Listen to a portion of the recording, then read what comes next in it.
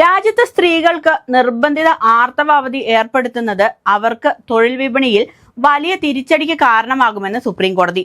ആർത്തവാവധി നിയമപരമായി നിർബന്ധമാക്കിയാൽ സ്വകാര്യ മേഖലയിൽ ഉൾപ്പെടെയുള്ള തൊഴിലുടമകൾ സ്ത്രീകളെ ജോലിക്കെടുക്കാൻ വിമുഖത കാണിക്കുമെന്ന് ചീഫ് ജസ്റ്റിസ് സൂര്യകാന്ത് നിരീക്ഷിച്ചു.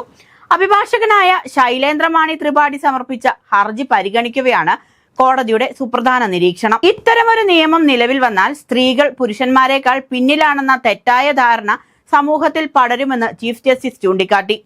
ആർത്തവം എന്നത് എന്തോ മോശം കാര്യമാണെന്ന ചിന്താഗതി തൊഴിലുടമകൾക്കിടയിൽ വളരാൻ ഇത് കാരണമാകും. തൊഴിലുടമകളുടെ മനോഭാവം നിങ്ങൾക്കറിയില്ല.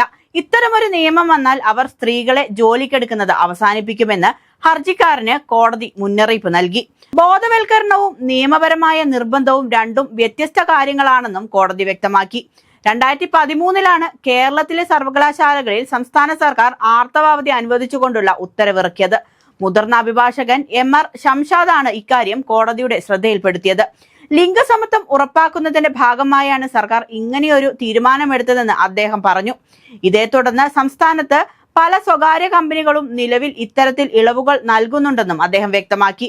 എന്നാൽ ഇവയെല്ലാം സ്വമേധയാ നടപ്പാക്കുന്ന രീതികളാണെന്നും നിയമം വഴി അത് അടിച്ചേൽപ്പിക്കുമ്പോൾ സ്ത്രീകളുടെ കരിയർ തന്നെ ഇല്ലാതാകുമെന്നുമാണ് കോടതി മറുപടി നൽകിയത്.